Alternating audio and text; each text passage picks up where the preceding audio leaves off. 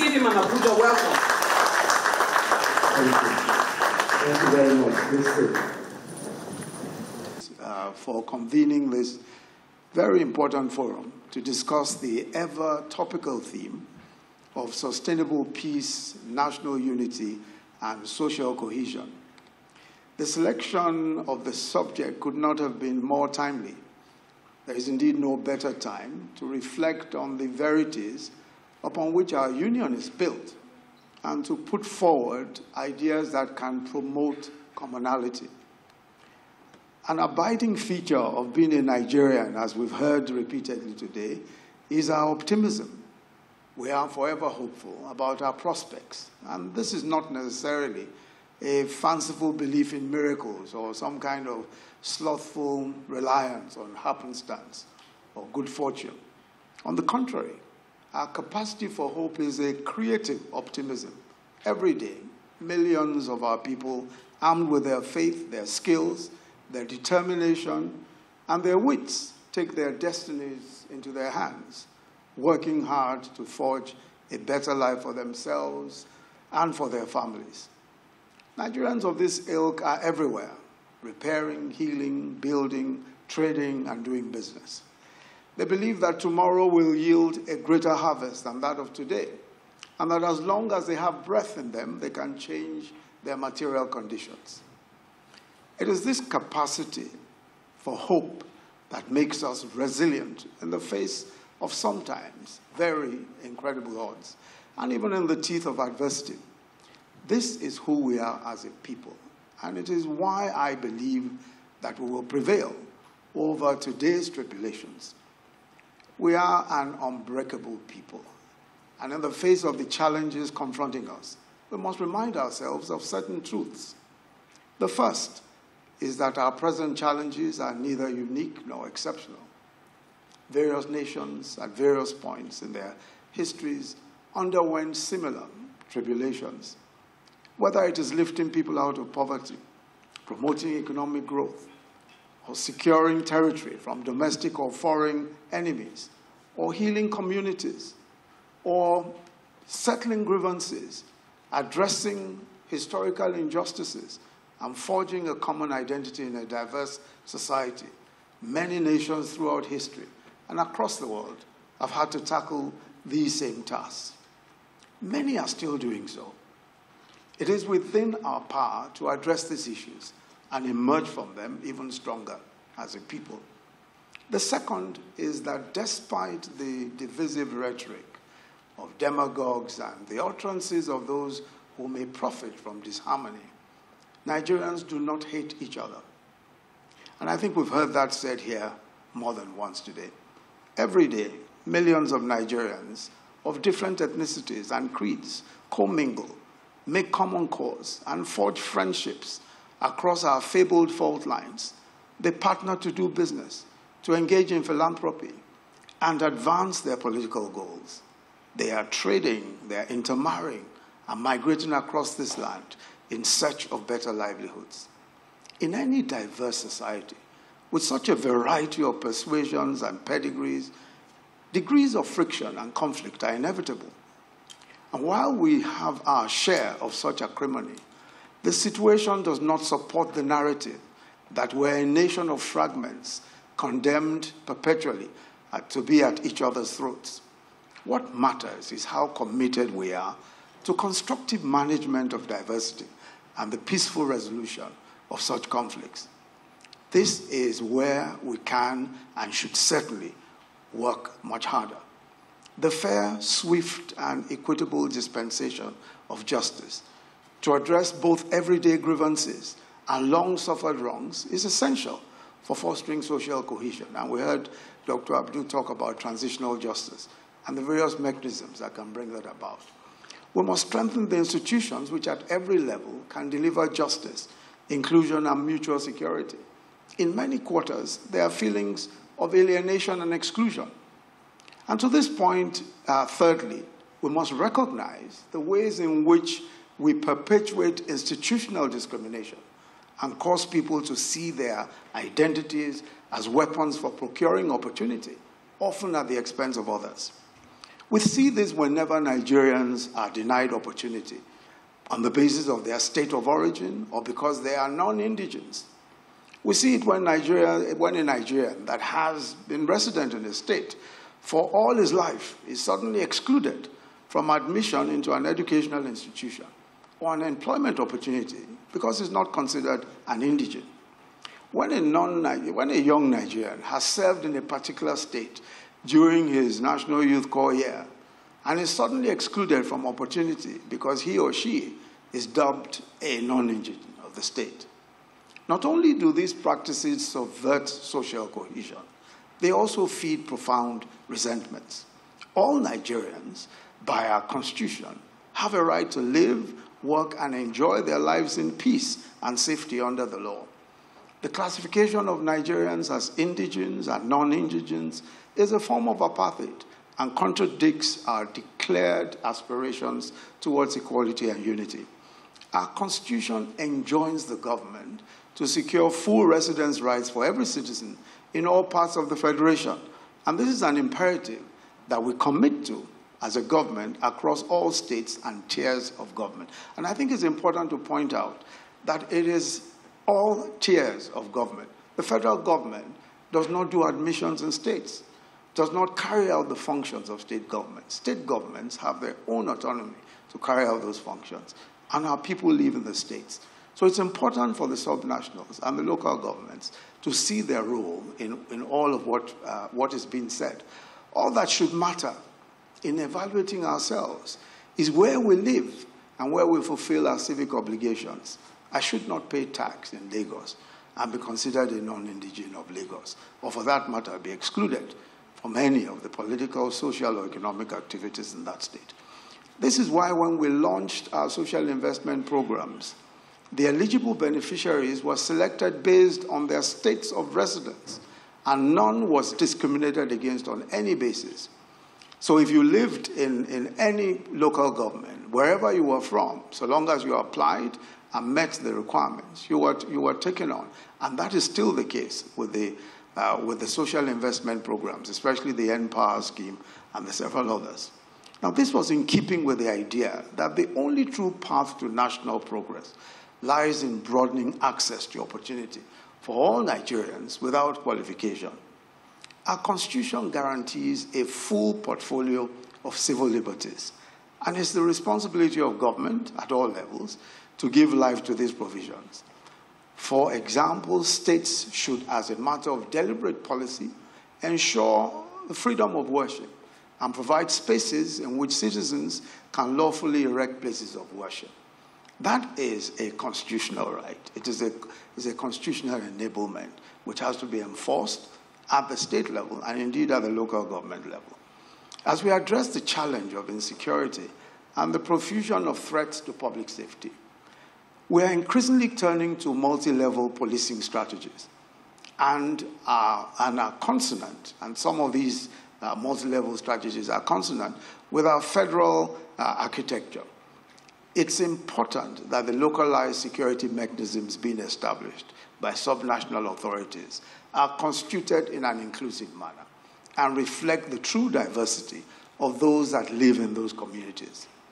This way, the whole community will gain a sense of belonging and, more importantly, feel that they have a stake in protecting their homesteads from criminals.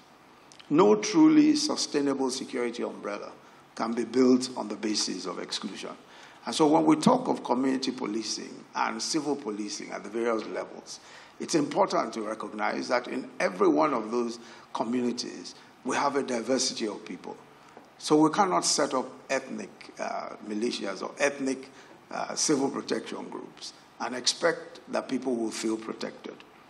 On a related note, we must also ensure that the actions of criminal elements do not divide our communities and destroy relations that have been built over generations. When a disagreement arises between individuals or a criminal act is committed by one against the other, we must ensure that we see it for what it is, a criminal act which must be punished according to the law and not necessarily an ethnic conflict. Criminals must be seen or treated must not be seen or treated as anything other than as criminals. and certainly not as representatives of any ethnic or religious group. By the same token, it is unjust to criminalize or harass entire communities for the crimes alleged to have been committed by some of their members.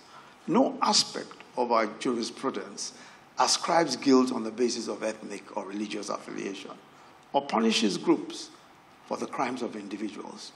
We will not defeat crime by dividing ourselves. We can only overcome it by uniting against our common enemy, the criminals who terrorize our people. Fourthly, let me stress that our diversity is not the problem. It is the allocation of access to social, economic, and political opportunities on the basis of identity that frequently foments strife. Because people are compelled to emphasize their ethnic and religious identities to access opportunity, there is a tremendous incentive to engage in polarizing identity politics and to mobilize along even smaller group identities.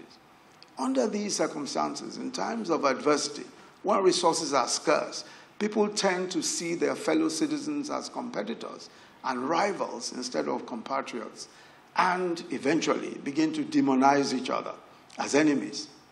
Many of us have grown accustomed to articulating our socioeconomic and political grievances in the language of tribal fragmentation and disintegration. It is an inaccurate and dangerous framing of the issues, but this is part of the challenge of having to create sufficient social and economic opportunities for one of the fastest growing young populations in what is one of the world's most plural societies. In this context, many of the calls for separatism and secession are, in my opinion, best understood not as cries for self-determination, but as a desire for self-actualization. I remain convinced that the majority of Nigerians want to succeed, not secede from Nigeria. They want to succeed in this nation, and they believe that this nation offers them the best opportunities to do so.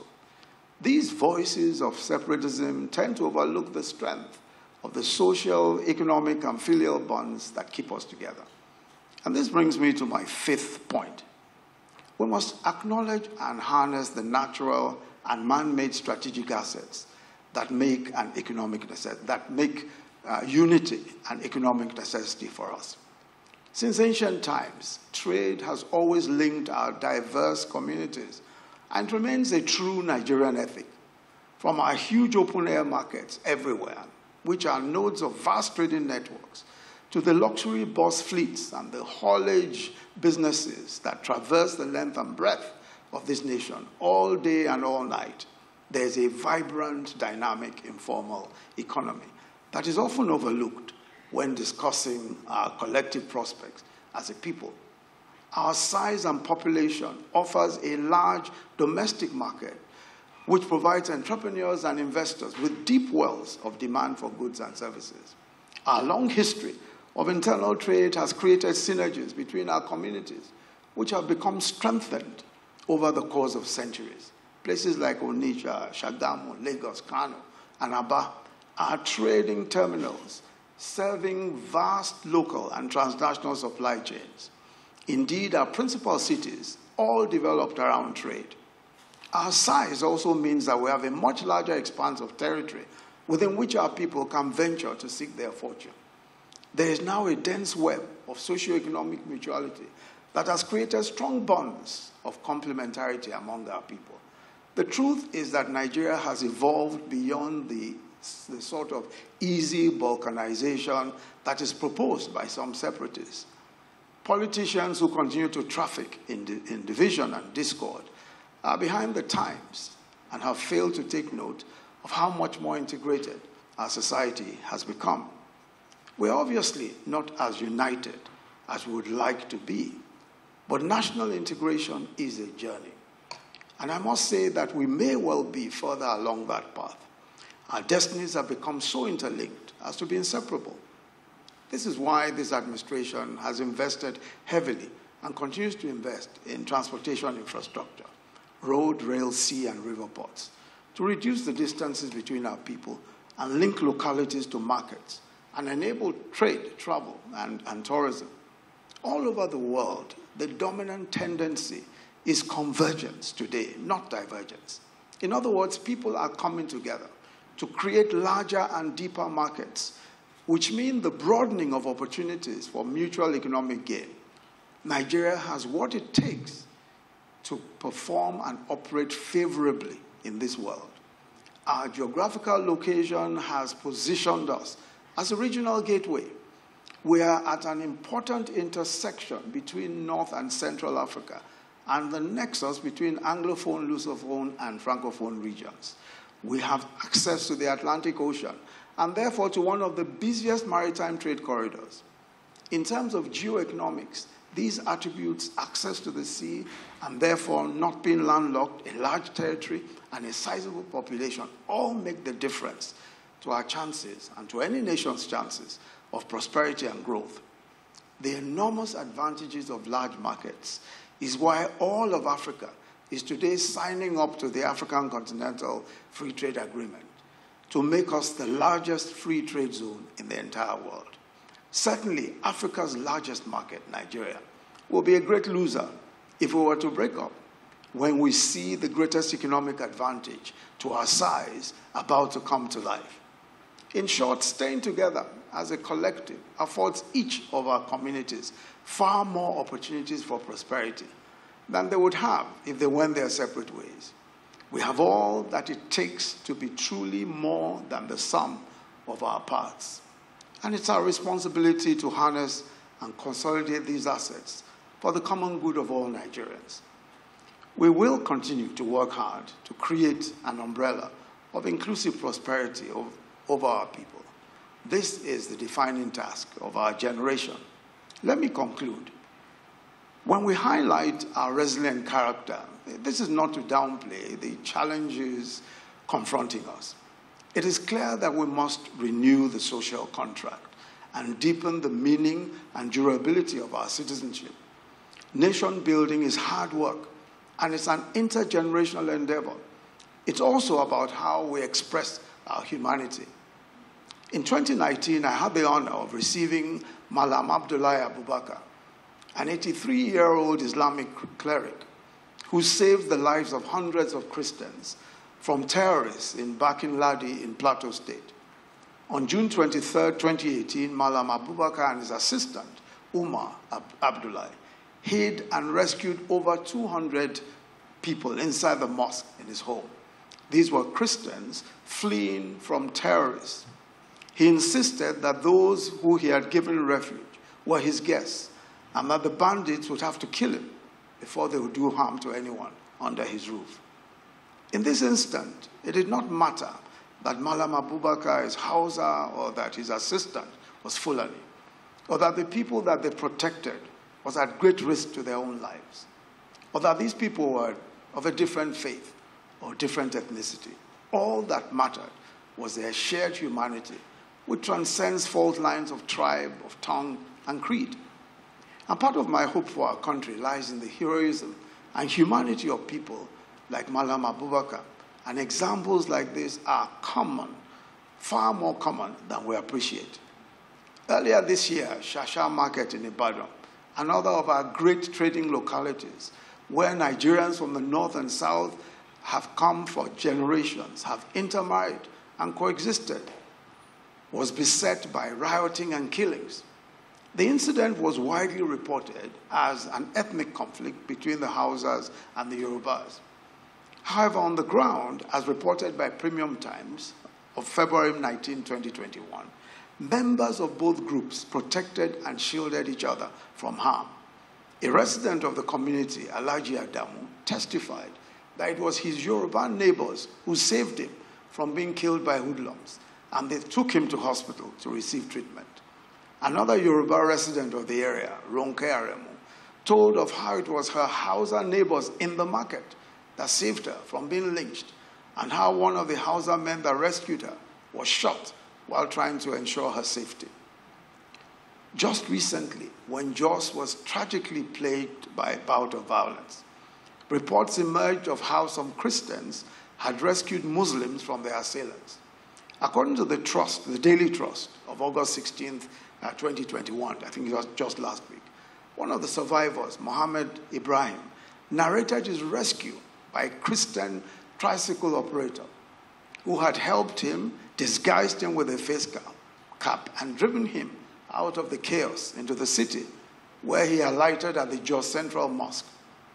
The Secretary General of the Jamaatul Nasir Islam in Plateau State, Alhaji Sani Mudi, also testified that some of the victims were rescued by Christians, saying that the first person rescued was brought to the Jos Central Mosque by an Igbo resident.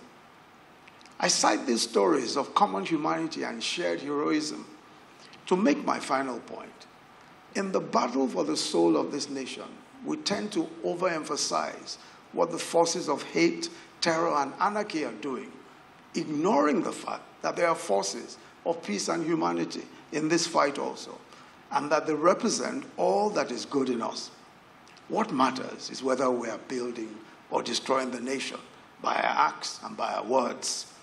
Neutrality is not an option, and we must pick a side knowing that we cannot build a Nigeria that works for all of us with bricks of hatred.